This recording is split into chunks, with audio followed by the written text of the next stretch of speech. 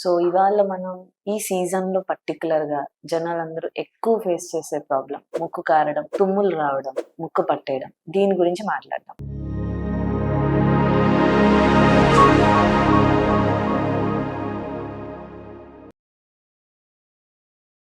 నమస్తే, నేను మీ doctor Neelima, Asian ENT Begumpet. So అందరూ అనుకుంటాం సీజన్ రాగానే మాకు సింపుల్ అలర్జీస్ ఇవి వస్తాయి పోతాయి అని. కొంతమందికి మాత్రం చాలా తీవ్రంగా ఇబ్బంది పడుతూ ఉంటాయి. అంటే టాబ్లెట్స్ వాడినా, నేజల్ స్ప్రేస్ వాడినా కానీ కంప్లీట్ రిలీఫ్ రాకుండా ఇబ్బంది పడుతూనే ఉంటారు. ఇవాళ మనం దాని గురించి కొంచెం ఇన్ డెప్త్ లో తెలుసుకుందాం. Is it truly only allergies? అసలు ఎలర్జీ వల్లనేనా వస్తుంది ప్రాబ్లం, లేకపోతే ఇంకా ఏమైనా కారణాలు ఉంటాయి? చాలా మంది అనుకునేది ఏంటంటే సింపుల్ అలర్జీలే. చాలా మందికి ఈ మధ్య ఉన్న అన్ని వీడియోలు, యూట్యూబ్స్ అన్ని చూసి మాకు టైప్ 1 హైపర్ సెన్సిటివిటీ అండి, మాకు అలర్జీ ప్రాబ్లం అండి, మాకు సైనస్ ప్రాబ్లం అండి అని చెప్పి వాళ్ళకి వాళ్ళు లేబుల్ చేసేసుకుంటున్నారు వాళ్ళకున్న ప్రాబ్లం. బట్ కొంచెం డీటెయిల్డ్ గా అసలు క్లారిటీ తెచ్చుకుందాం, మనకి ఈ ప్రాబ్లం కి ఏమేం కారణాలు ఉండొచ్చు, దేని వల్ల సఫర్ అవుతున్నాం అన్న దాని గురించి. ఫస్ట్ చూసుకుంటే ఓన్లీ అలర్జీస్ ఏనా? కాదు, ఇంకా అలర్జీస్ కాకుండా కూడా మనకి ముక్కు కారడం, తుమ్ములు రావడం లాంటివి జరగచ్చు. వాటిని నాన్ అలర్జిక్ రైనైటిస్ అని. ఇందులో కూడా చాలా వెరైటీస్ ఉంటాయి అన్నమాట. అంటే మెయిన్ గా చెప్పుకునేదైతే మాత్రం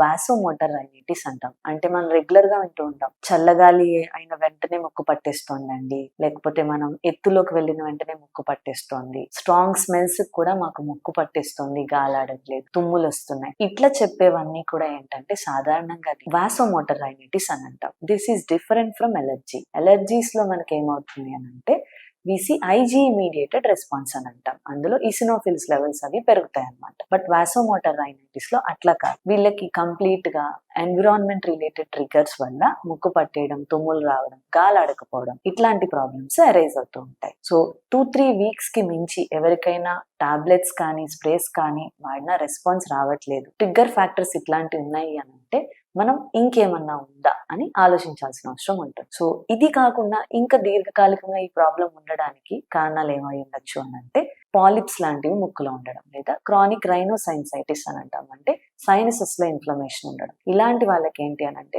మామూలు జలుబేలే చాలా రోజులు ఉంది అని అనుకుంటాం, కానీ పాలిప్స్ అన్నవి చిన్న ఎక్స్ట్రా టిష్యూ లాంటిది అనమాట. గ్రేప్ లాగా చిన్న ఎక్స్ట్రాగా మ్యూకోజా నుంచి డెవలప్ అయ్యే టిష్యూ. ఇవి ఉన్నప్పుడు ఏమవుతుందంటే మన నోస్ లో రెగ్యులర్ గా ప్రొడ్యూస్ అయ్యే సెక్రీషన్స్ ఏవైతే ఉన్నాయో అవి ఫ్రీగా థ్రోట్ కి డ్రైన్ అవ్వలేవు. దానివల్ల కాన్స్టెంట్ గా స్లోగా పోస్ట్ నేజల్ డ్రిప్, అంటే ముక్కు వెనకాతల నుంచి గొంతులోకి నీరులా కారడం, ముక్కు పట్టేసినట్టు ఉండడం, మాటికి జలుబు చేసినట్టు ముక్కులోంచి కారుతూ ఉండడం, స్మెల్ సరిగ్గా తెలియకపోవడం, దీనివల్ల టేస్ట్ అప్రిషియేషన్ లేకుండా పోవడం, ఇలాంటివన్నీ జరుగుతాయి. పాలిప్స్ కి మనకి ఏంటంటే డెఫినెట్ గా లాంగ్ టర్మ్ ట్రీట్మెంట్ తీసుకోవాల్సి ఉంటుంది. అంటే నేజల్ స్ప్రే, స్టిరాయిడ్ స్ప్రే వాడాల్సి ఉంటుంది, మెడికేషన్ వాడాల్సి ఉంటుంది. వీటికి కూడా రెస్పాన్స్ రాలేదు అన్న కేసెస్ లో ఖచ్చితంగా మనం సర్జికల్ ఆప్షన్ కి వెళ్లాల్సి ఉంటుంది. సో ఇవి వదిలేస్తే ఏమవుతుంది, పాలిప్స్ ని ఎక్కువ నాళ్ళు వదిలేయడం వల్ల ఏమవుతుందంటే రికరెంట్ ఇన్ఫెక్షన్స్ రావడం, కొన్ని కేసెస్ లో అవి ఫంగల్ ఇన్ఫెక్షన్స్ అవ్వడం, ఇట్లాంటి అవకాశం ఎక్కువగా ఉంటుంది. దాంతో పాటు పర్మనెంట్ గా మనం స్మెల్ సెన్సేషన్ ని లూజ్ అయ్యే ఛాన్సెస్ కూడా ఉంటాయి అన్నమాట.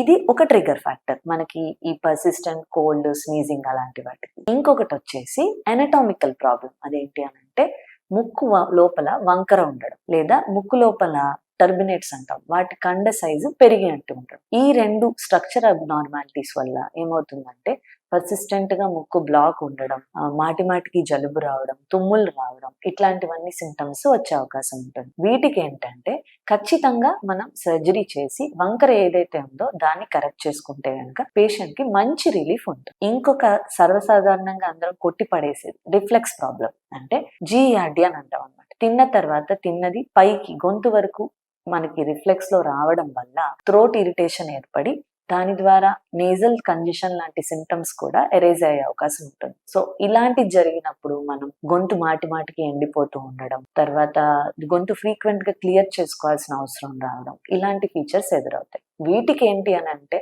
మనం సింపుల్ ట్రీట్మెంట్ అండ్ కొన్ని లైఫ్ స్టైల్ చేంజెస్ ద్వారా ఈ సింటమ్స్ ని మనం అవాయిడ్ చేయడం కుదురుతుంది.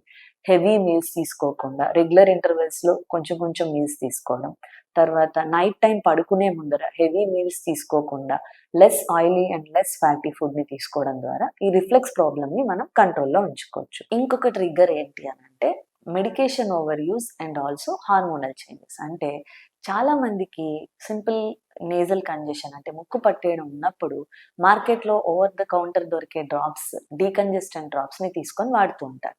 అవి వాడిన వెంటనే మంచి రిలీఫ్ ఉండడం వల్ల అదొక అలవాటులా మారిపోతుంది. వాటిని సాధారణంగా మనం 3-5 డేస్‌కి మించి కంటిన్యూయస్‌గా ఎప్పుడు యూజ్ చేయకూడదు. యూజ్ చేస్తే ఏమవుతుందంటే రీబౌండ్ కంజెషన్ అని అంటాం. ఉన్న ప్రాబ్లమ్ మళ్ళీ తిరిగి ఎక్కువ అయ్యే అవకాశం ఉంది. అండ్ ఆల్సో ఈ మెడికేషన్ ఓవర్ యూజ్‌తో పాటు హార్మోనల్ చేంజెస్ అంటే కొన్నిసార్లు మనకి ప్రెగ్నెన్సీలో కానీ ఎవరైనా కొంతమంది మనకి పీసీఓఎస్ ట్రీట్మెంట్స్ వంటివి తీసుకుంటున్నప్పుడు, ఓరల్ కాంట్రాసెప్టివ్ టాబ్లెట్స్ లాంటివి తీసుకుంటున్నప్పుడు కూడా కొంతమందికి నేజల్ కంజెషన్ ప్రాబ్లమ్ అనేది ఉండొచ్చు.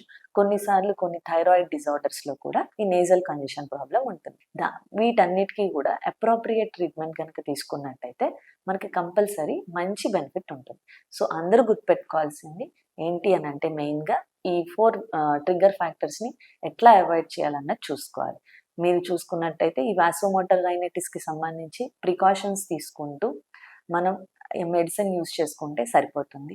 రెండోది నేజల్ పాలిప్స్ గనక ఉన్నట్లయితే దానికి లాంగ్ టర్మ్ స్టెరాయిడ్స్ కానీ, లేకపోతే మనం సర్జరీ ద్వారా గానీ మంచి బెనిఫిట్ ఇవ్వడానికి ఉంటుంది. ఇంకొకటి ముక్కు వంకర, కండ సైజ్ పెరగడం. దీన్ని గూడా మనం సింపుల్‌గా కరెక్ట్ చేయొచ్చు. రిఫ్లెక్స్‌ని కరెక్ట్ చేసుకోవడం అండ్ కంపల్సరీగా మెడికేషన్ ఓవర్ యూజ్ అన్నది మనం ప్రివెంట్ చేయాల్సి ఉంటుంది. ఈ జాగ్రత్తలన్నీ గనుక తీసుకున్నట్టయితే మనం ప్రశాంతంగా గాలి పీల్చుకోగలుగుతాం. ఈ అలెర్జీస్ అని చెప్పే సింప్టమ్స్ నుంచి కూడా మనకి రిలీఫ్ దొరుకుతుంది. నేను చెప్పిన జాగ్రత్తలన్నీ మీరు పాటించినా, మీరు ఎక్కువ ఇబ్బంది పడుతున్నారు, 2-3 వీక్స్‌కి మించి మనకి ఈ సింప్టమ్స్ గనుక ఉన్నాయంటే మన ఏషియన్ ఈఎన్‌టీకి రండి. మనం ప్రాపర్‌గా డయాగ్నోస్ చేద్దాం అండ్ మంచి ట్రీట్మెంట్ అందిద్దాం.